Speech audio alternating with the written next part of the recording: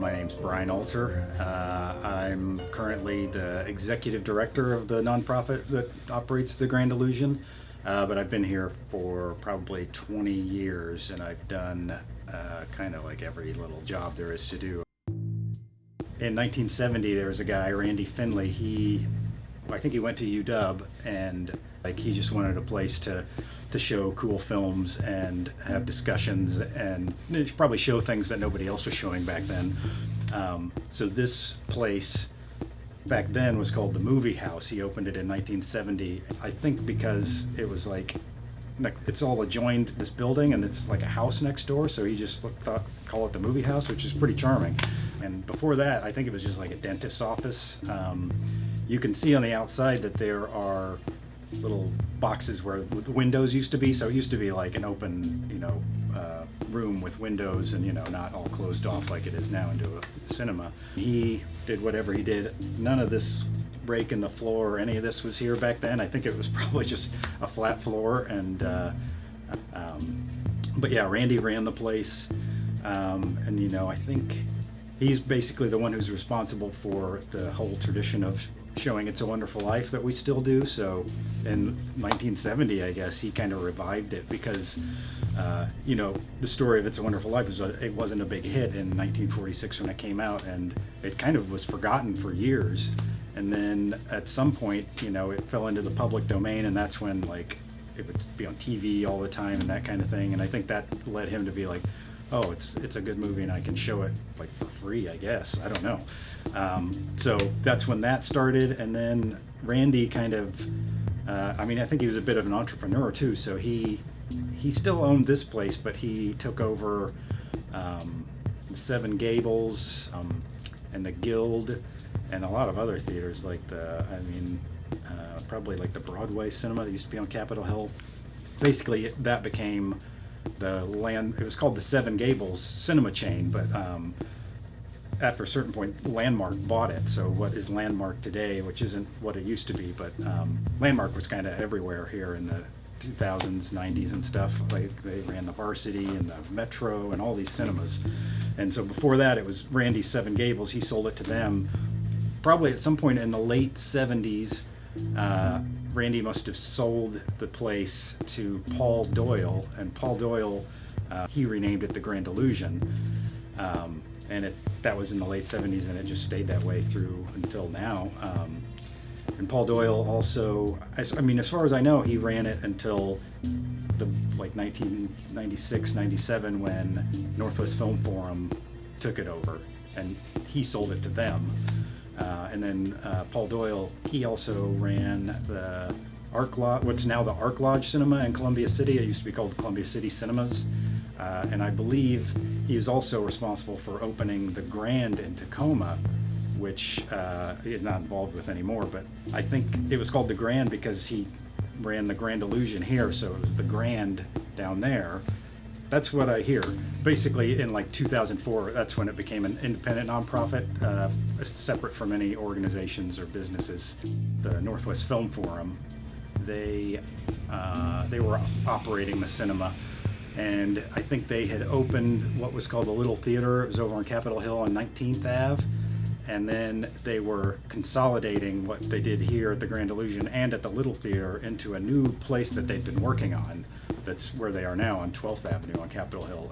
There was a group of people who'd worked here and volunteered here over the years who kind of pooled their resources and basically loaned the cinema the money to buy itself from the Northwest Film Forum. So the infrastructure, and it was a bunch of crazy overlap, like people who worked at Scarecrow would come over here to project the movies after their shifts and that kind of stuff.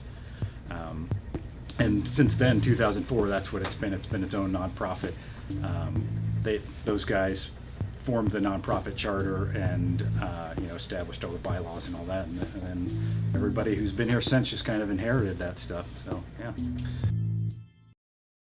There was that band, Harvey Danger. They were like a pretty big local band. They made a video for this song that's Sometimes You Have to Work on Christmas or something like that, and it's filmed here. You can find it on YouTube, but there's scenes from the lobby here with probably some people who worked here were the extras. Movies are always open, and I always have to open.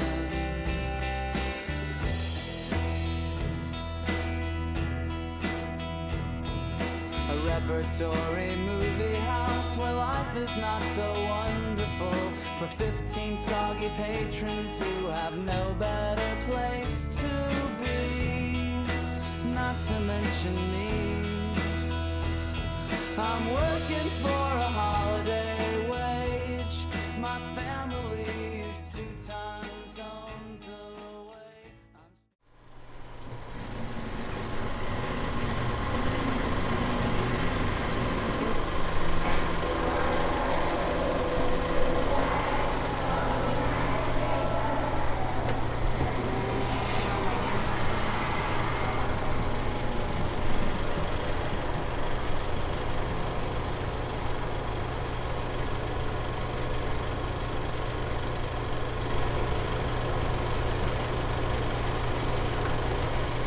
Perfect.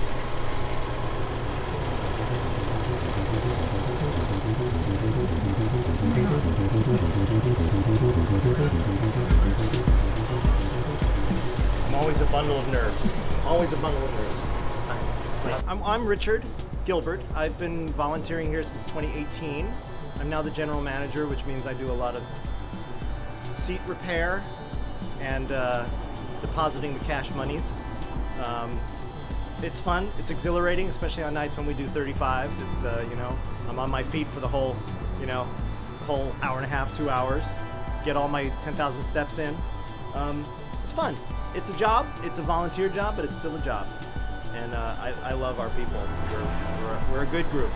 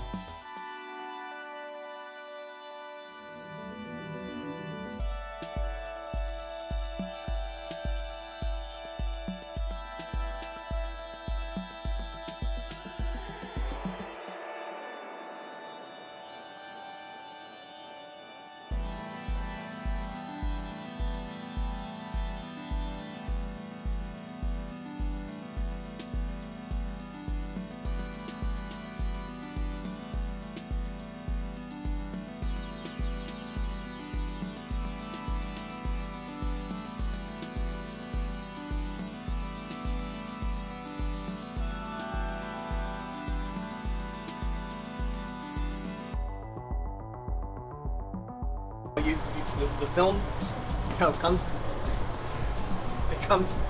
out of the top, goes through the gate, which is where the intermittent sprocket is. That's what holds the film in place for about a 24th of a second. It keeps going through to the take-up rhythm. So it's really just from one reel to the other, and right in the middle, for a 24th of a second, you have a frame projected onto the screen. So in reality, the people out there in the auditorium are mostly in the dark, but 24 times every second, the shutter opens, shows you an image, and then shuts, and then shows you the next image, and then shuts. And so, like, I think of maybe about 2/3 of the time that they're sitting in there, they're in the dark. But the eye tricks you into thinking that you're watching a moving image. I've got that projector queued up to a certain spot, and then when the first cue mark comes, that's my cue to start the next projector. And then when the second cue mark comes, that means the projector is ready to be switched over. So we switch the audio and the image over to the other projector. So that's coming up maybe in about, I'd say, 10 minutes. If I were to open that dowser, we call it, and expose the film to light, it would burn up, it would melt. And I got my fingers in between, in front of the lens, between the lamp and the lens, I'd get an instant, like, maybe second-degree burn, I think. Yeah, they're hot. They're hot lights. There's a very specific way that we thread them.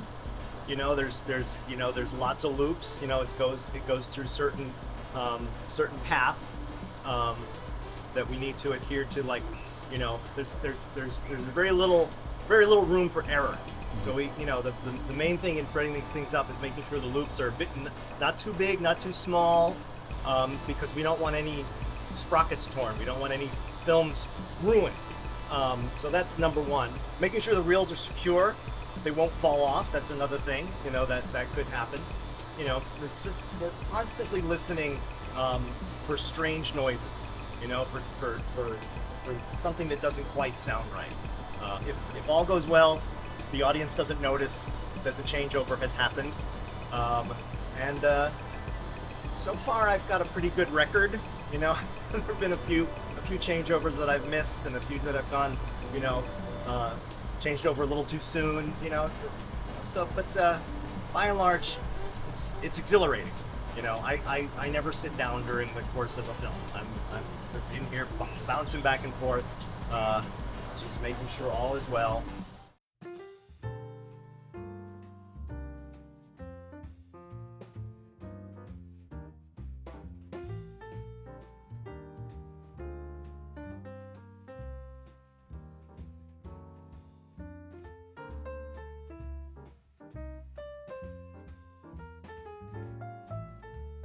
We did a fundraiser showing for the Grand Illusion back in like the early 2010, and they sent us the mannequin Jimmy with the copy of Rear Window, and we had him propped up here with the door open, just looking out like in his wheelchair.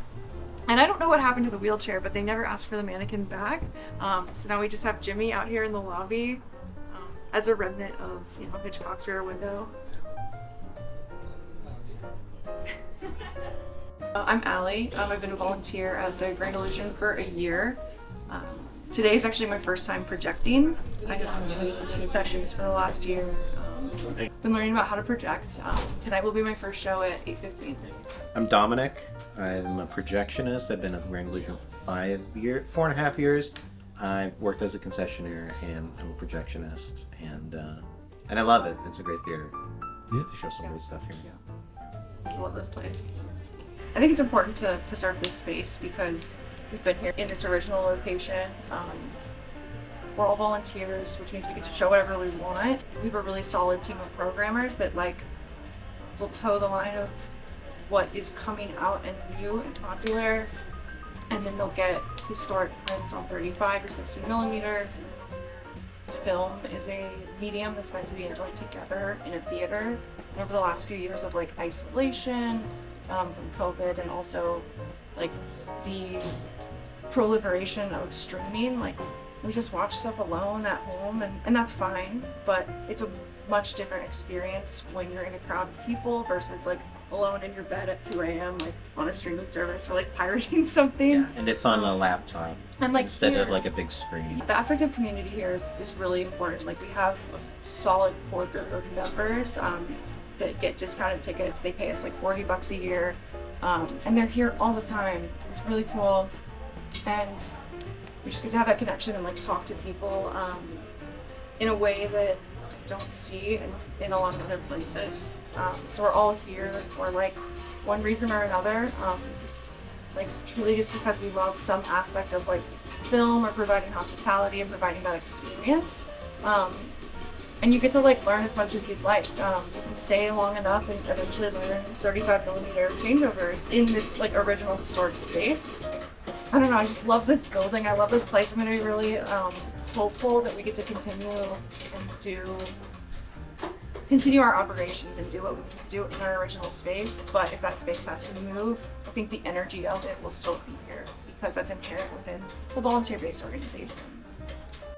The other projectionists that, I mean, they're passing knowledge down to the new volunteers too. Like when I started, it's really intimidating to be like, oh, you're gonna run film. I'm like, ugh. And then it kind of got interrupted by the pandemic where I was kind of starting to get trained, but now it's kind of slowed down. But like now I'm projecting, and there's other people that, you know, they lost their reps just because we weren't showing film, and then studios weren't sending film out, and we show It's a Wonderful Life on 35mm at Christmas, but we just weren't getting anything. But then last summer we finally got a big chunk of film dropped off to us, like 35 after 35 after 35, and then everybody kind of got back up to speed, and you know, people are qualified to project now, like me and a couple other projectionists last summer were able to like, now we can show film because we got the stamp of approval from the upper management guys about it. So. And hopefully more people can, like, I think everybody here should be trained on everything, 35, 16, 8mm, like everything, like Super 8. Because part of our goals is like preservation of not only just the films themselves, but the technologies themselves. It's nifty, and when people hear about it, they go, that's still a thing? Or, yeah. Like, I've talked to some people that were like, oh, what are you doing in the booth? And I'm like, oh, you like thread film through it. I'm like, oh, like, I thought you machine, you just like plug it in and it goes. But here, it's all hand. You do it all by hand. And you're like right there looking at it, like touching the film and watching it go. And seeing all the mistakes in it. Come and see us while we're still in our original space. My hope is that we can continue to be in this space for longer than our current lease is. But if that's not the case, like, come see the original location. This will continue to exist in maybe a new spot.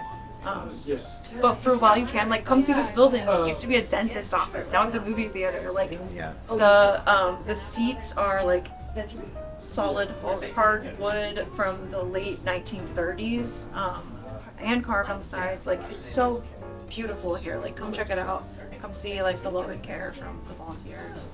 That's really what I would say is like, come see this wacky building that has no plumbing in half of it and a lot of love and like some weird movies. I'll be right there. That's what I would say. I didn't really find out until somebody, I can't remember, it was just in some publication that like the building was up for sale. And then like that was right around when we were supposed to renew our lease, and it would have been February 2023, I guess. And then at that point I was like, oh, hey, I saw you guys are selling the building. It wasn't a, you know, it just kind of happened, and I found out that way, and I can't blame them for not coming to us and telling us or anything like that, because it's just like, you know, she was ready to get out. But so that's kind of how I found out. It was like some Puget Sound Business Journal article that the building was for sale, and I was like, oh, okay, well, I guess it's happening. But even then, it still took like almost the whole year for it to even sell. The new landlord, he seems great, and he's open to extending the lease until whatever the time comes. I mean, I mean, I'm sure he would never just say like the plan is to tear it down. You know, it's a redevelopment plan. I mean, the plan is like, there's, besides the history of this theater here, there's nothing like remarkable about the building exterior. So, I mean, I would imagine it's just going to be demolished whenever the time comes. Everybody, the board and all the volunteers, everybody is like, we'll move somewhere and kind of recreate the whole magic of the place wherever we can.